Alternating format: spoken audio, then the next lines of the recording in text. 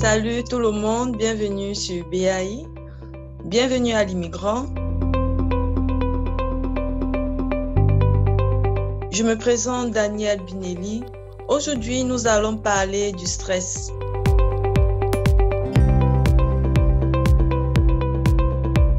À leur arrivée, les immigrants rencontrent souvent des difficultés liées à la recherche du travail, au changement climatique et bien d'autres.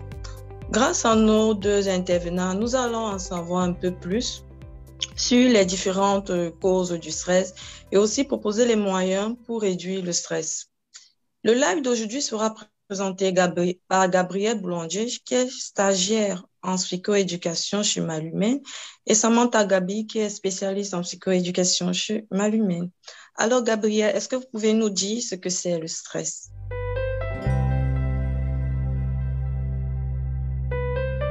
On va commencer par le définir un peu pour que ce soit un peu plus clair, la différence aussi avec l'anxiété. Donc, le stress, dans le fond, c'est un ensemble de réactions qu'on va vivre physiquement, physiologiquement. Donc, que ce soit, je ne sais pas ce que vous vivez quand que vous êtes stressé, mais par exemple, ça peut être des maux de ventre, des tremblements. Donc, ça, c'est des réactions physiques face à des stresseurs. Donc, des situations qui sont stressantes, par exemple un examen, une perte d'emploi. Donc ça peut être différents événements stressants. Le stress, c'est inné en fait. On est en vie à cause de ça. Ça nous permet de nous adapter. Donc quand on arrive ici, par exemple au Canada, il faut trouver des moyens pour s'adapter. Ça nous donne l'énergie un peu nécessaire parce que sans stress, on ne pourrait pas faire face à tous ces événements. Donc, c'est pour ça que c'est utile, le stress, à un certain niveau. Mais quand c'est élevé, c'est là qu'on va parler de stress chronique, là, quand c'est sur une longue période de temps. Ça peut être plus néfaste pour le corps. Là. Ça peut avoir différents impacts sur le cœur, de l'hypertension, sur notre sommeil même. Donc, c'est bon à un certain niveau, le stress. Il y a 3 réactions aussi qui sont possibles quand on vit du stress. Donc, moi, je donne souvent l'exemple de l'ours. Donc, si vous êtes confronté à un ours, il y a un ours qui vient vers vous, il y a 3 types de réactions qu'on peut faire. Soit qu'on peut attaquer ou prendre une action. Donc, je ne vous conseille pas devant un ours, mais devant d'autres situations, ça peut être utile. Sinon, il y a la fuite, donc de fuir, de partir à courir. Et il y a des gens aussi qui pourraient s'immobiliser et figer. Donc, ça, c'est 3 réactions qu'on peut généraliser aussi à d'autres situations stressantes.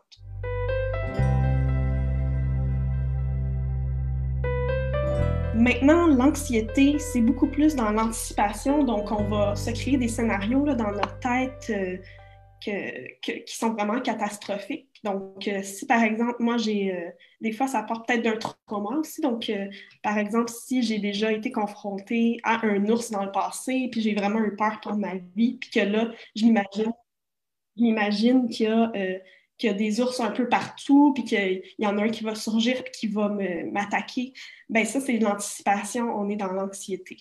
Maintenant, on va expliquer aussi les 4 facteurs qui peuvent déclencher le stress.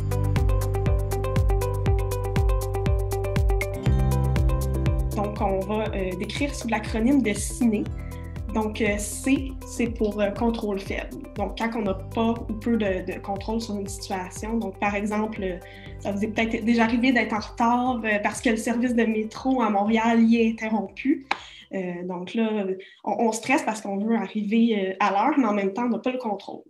Le I, c'est pour imprévisibilité, donc quelque chose qui est inattendu. Par exemple, les tempêtes de neige, des fois, c'est prévisible, mais on ne sait pas l'ampleur que ça peut avoir. Donc là, il faut aller porter les enfants à quelque part parce que les écoles sont fermées. Donc, vous voyez un peu qu'est-ce qui est imprévisible, qu'est-ce qui est inattendu. Sinon, on a la nouveauté.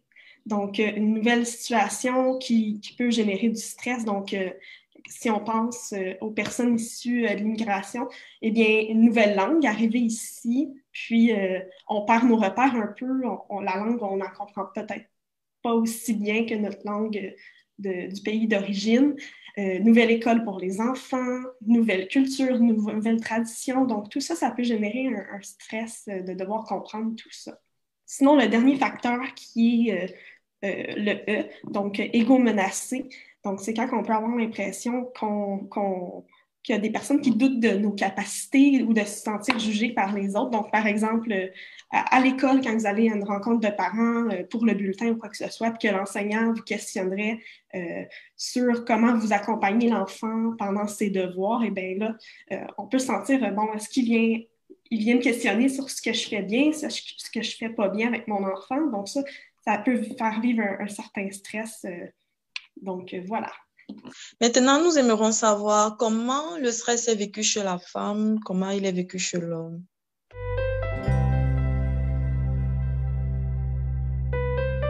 On remarque quand même des différences à ce niveau-là, mais on vit tous et tous du stress. Mais là, moi, j'aimerais quand même vous parler de la charge mentale. Donc, peut-être que vous vous dites charge mentale. C'est quoi la charge mentale?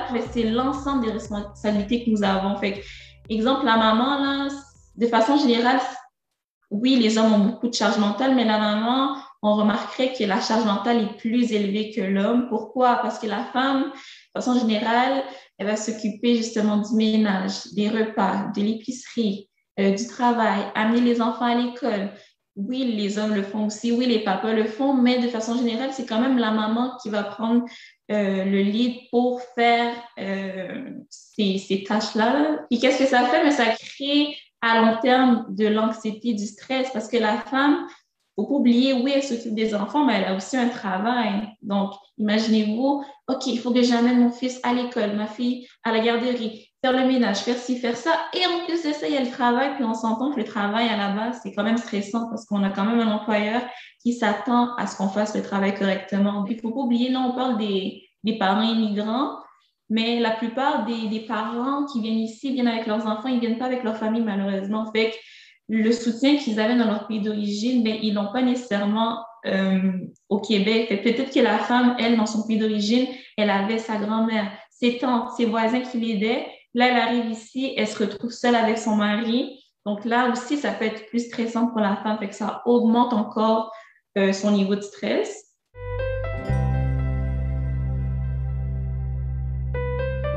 Au niveau du stress qui est vécu plus par les hommes. Donc, ici au Québec, c'est assez culturel que les papas vont être amenés à s'occuper plus du côté affectif de l'enfant, donc que ce soit les soins physiques, le bain, les routines là, pour, par exemple, s'habiller, d'être disponible auprès des enfants. Ce changement-là, ça peut entraîner du stress. Comme on l'a vu, c'est nouveau. Donc, peut-être qu'ils faisaient moins au pays d'origine. Donc là, c'est une tâche qui s'ajoute sur leur charge mentale. Déjà que certains papas ici peuvent être encore les pourvoyeurs de la famille, donc doivent ramener un revenu pour les enfants pour subvenir aux besoins. Puis, en plus de ça, au niveau de l'emploi, au niveau professionnel, il peut y avoir une perte d'identité. On peut dire qu'on ne reconnaît pas les acquis, les expériences de travail ici au Québec. Certains papas, ça peut affecter leur sentiment de compétence aussi parce qu'ils n'ont pas le même métier qu'ils avaient dans leur pays d'origine. Et en plus des longues heures de travail qu'ils doivent faire parfois pour amener un revenu suffisant. Aussi, ce qui est observé chez les hommes, c'est qu'il y a un faible taux de diagnostic de dépression. En fait, les tests de dépistage sont moins adaptés pour cerner cette problématique-là chez les hommes. Au niveau société aussi, les hommes, on leur dit souvent qu'il faut garder vos émotions pour vous, allez pas en parler. Donc là, c'est pas facile d'avoir accès à des services en santé mentale dans ce temps-là, vu qu'il y a beaucoup de préjugés encore. Quels sont les facteurs qui augmentent le stress chez l'homme, chez la femme?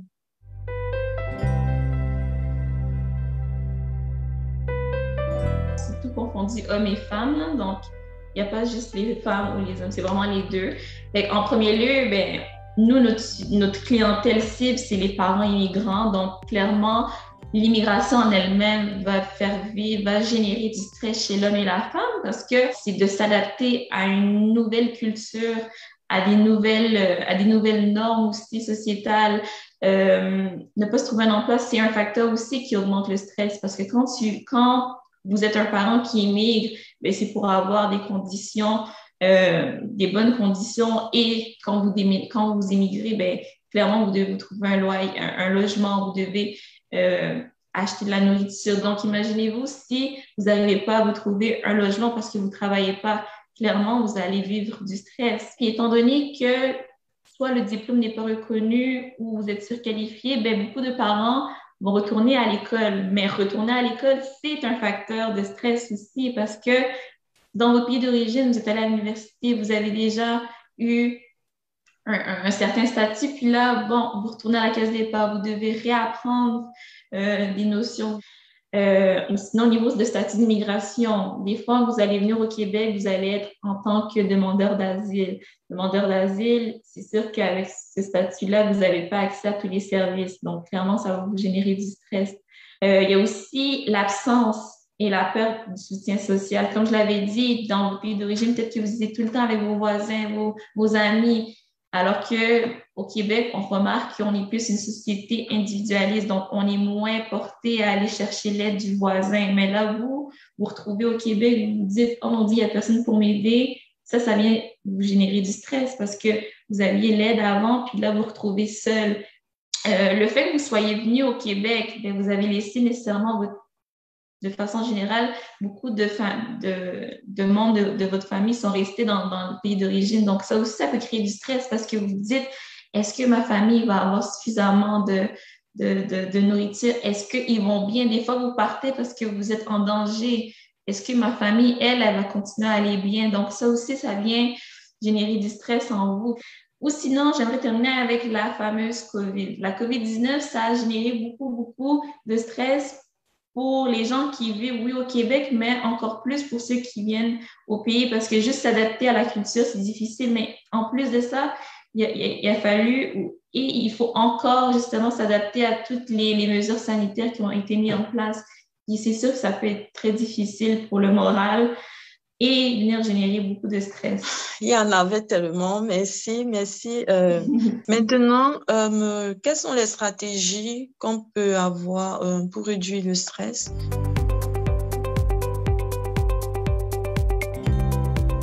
En même temps, parler de charge mentale pour la femme, mais pour l'homme aussi. Donc, un moyen qu'on peut vous donner, c'est de distribuer les tâches de façon équitable dans la maison. Donc, ça, c'est pour aider à diminuer les conflits aussi, puis aider le couple à mieux communiquer. Faire un tableau, en fait, en couple. Donc, que vous pouvez acheter au Dollarama, il y en a des tableaux blancs qu'on peut prendre avec un crayon effaçable. On met d'un côté le papa et de l'autre côté la maman. Donc, puis là, vous choisissez les tâches ensemble que chacun va faire. Après, c'est difficile de déroger, de dévier de ça parce que c'est un contrat que vous avez fait ensemble, c'est écrit. Donc, comme ça peut améliorer la communication aussi. Puis, une autre piste de solution qu'on a à vous proposer, c'est de faire certaines tâches ensemble au même moment. Donc, on peut se dire, OK, le dimanche, on est les deux à la maison, le papa et la maman. Donc, on va le faire ensemble, on va se parler en même temps, puis on va même mettre de la musique pour que ce soit plus agréable. En dansant, en pensant à l'aspirateur, ça peut être une bonne stratégie pour que ce soit plus agréable puis moins ennuyant. Donc, moi, j'aimerais bien vous parler plus de la communication, donc pour diminuer les conflits. Comme déjà, si vous avez un tableau de tâches, donc un tableau qui vous permet de distribuer le tout de façon équitable, bien, ça réduit déjà les conflits dans le couple. Mais des fois, il peut quand même y avoir des conflits dans le couple. Pourquoi?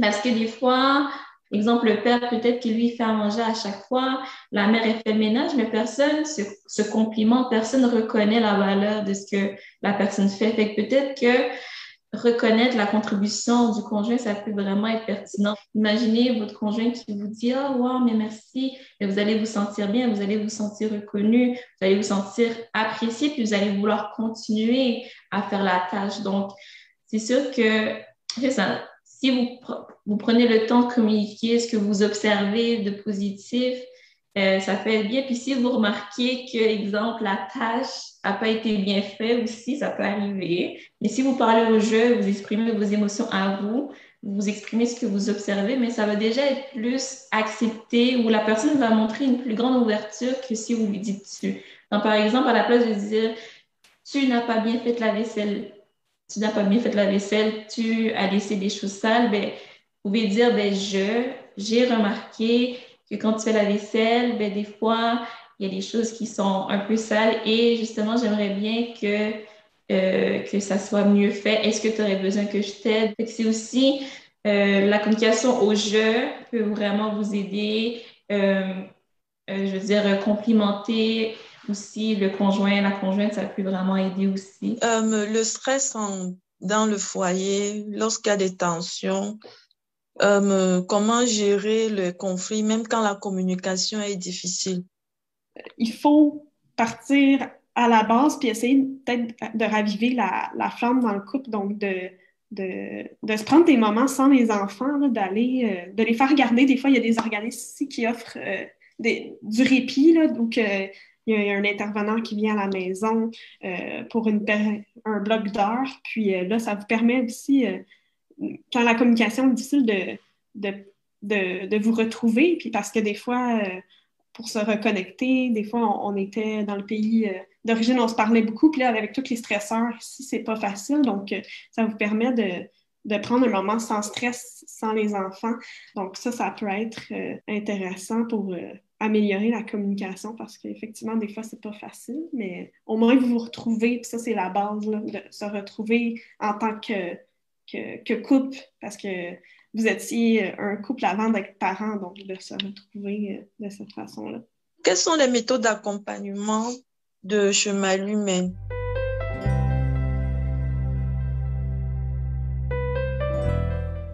Quand vous avez des patients qui ont certains stress élevés, comment vous les accompagnez dans leur quotidien? Il faut comprendre que chaque personne est unique. Donc, c'est clair qu'il y a certaines choses qu'on peut mettre en place de façon générale, mais on y va selon la personne, selon le parcours migratoire. Nous, étant donné qu'on travaille beaucoup avec les familles migrantes, on tient compte du parcours migratoire de la personne, mais chaque personne a un parcours migratoire différent. Chaque personne a vécu des choses difficiles, des choses qui ont fait du positif dans leur vie, mais c'est important d'en tenir compte. Puis, dépendamment de ce qu'ils vont nous dire, mais là, on va pouvoir leur créer justement quelque chose qui sont adaptés à leurs besoins. Donc, nous, on y va vraiment selon leurs besoins. Puis nous, en psychoéducation, parce qu'on est quand même... Gabrielle est stagiaire en psychoéducation, moi, je suis psychoéducatrice. Non, il faut qu'ils soient vraiment sur les besoins de la personne, sur les forces de la personne. Donc, on va aller justement aller chercher, mais on n'a pas toutes les mêmes forces. C'est pour ça que nos suivis sont vraiment personnalisés. Puis, on fait beaucoup d'écoute active. Donc, qu'est-ce qu'on entend par écoute active? C'est qu'on va écouter, oui, la personne, on va reformuler ses propos. Puis ça aide aussi à reformuler les propos de la personne parce que la personne se sent mieux comprise, puis elle se sent mieux entendue. Et on va poser des questions ouvertes, donc des questions qui font cheminer la personne dans sa réflexion. Est-ce que vous avez encore quelque chose à ajouter?